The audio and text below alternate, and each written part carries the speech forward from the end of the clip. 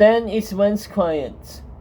Sophie looked down at Japheth kneeled over the sheriff's body. He was frozen still, thinking. "That's my boots," Japheth murmured. His eyes floated to the sheriff's shoe. He pulled off the dirty leather boots, then the other. The silver wing glinted around a blackened toe, almost as bright as the snake's smile. Japheth sauntered into the endless woods, whistling a tune, his bare snow-white skin glowing through the darkness before he glanced back at his minions. The elves released the sheriff's body to the dust and chased it after his master. Up in the tree, Sophie's dress melted back to white lens, gently unlocking her from the dark as if the dress was suddenly her friend.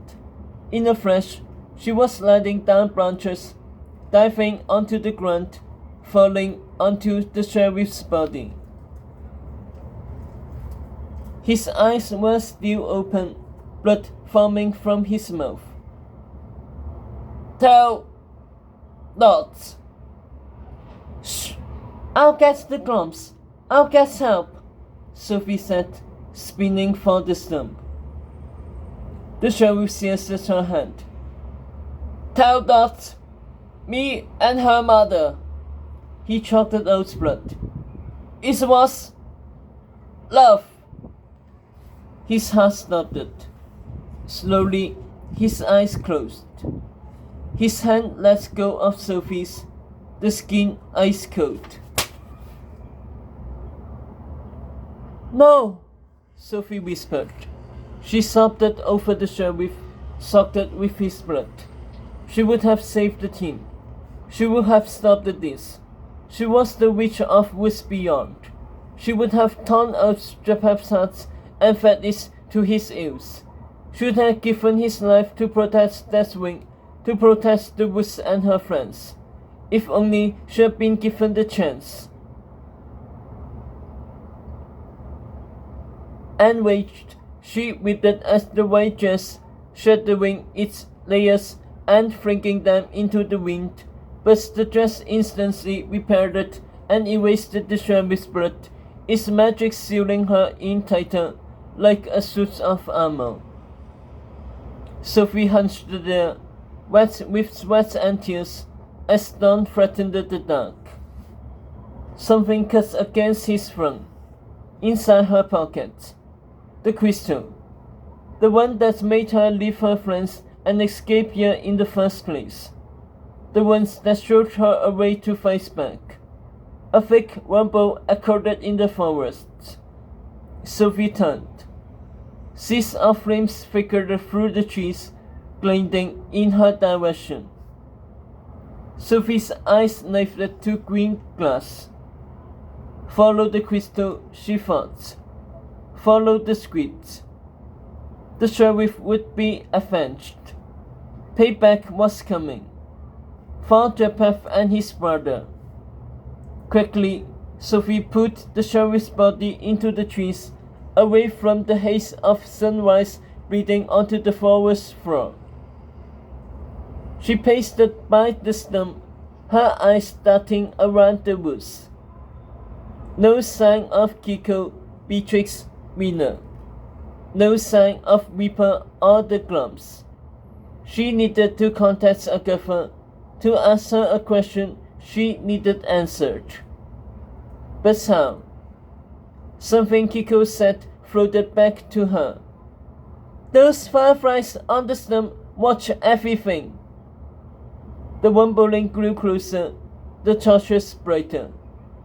A blue and gold carriage approached, carved with Camelot's crest, bathing Sophie in flame lights as the driver slowed the horses. Through the window, Sophie spotted a boy inside the carriage, his face shadowed.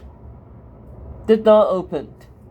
Using her pink glow to light her steps, Sophie climbed in next to the boy and shut the door. He turned towards Sophie, his square jaw and thin eyes squabbled in Sarah-hearted. Wyan saw your message, said Kay. He held up a familiar piece of parchment.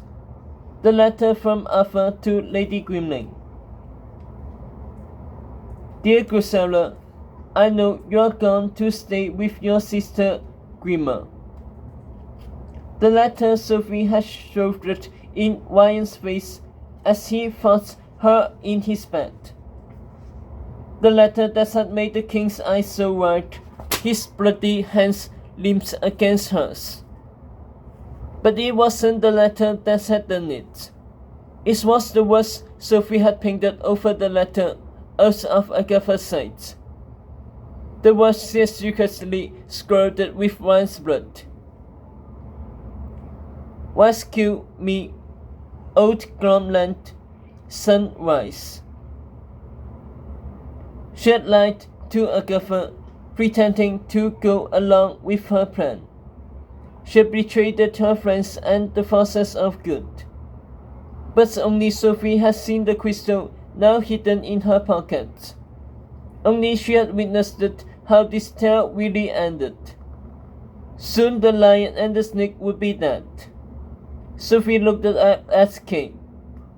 He knows I'm on his side, doesn't he? The king? The captain didn't answer.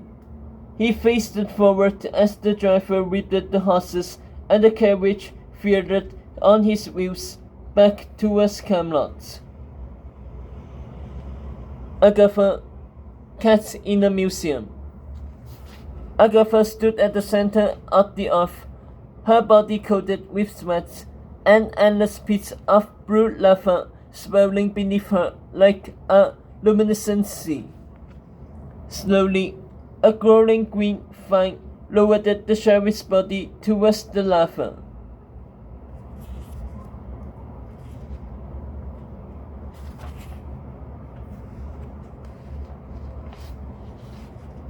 Behind Agatha, hundreds of gnomes gathered on Land's End, a grassy slab suspended by vines, dominated by a golden obelisk, carved with the names of gnomes come and gone. Beneath the levitating field of glass, an ocean of thrusting lava rolled where the dead had been cremated. The audience of gnomes held their heads and bowed heads as the lava welcomed its first ever human, molten waves storming and splashing over the sheriff's body before devouring it in a hiss of smoke.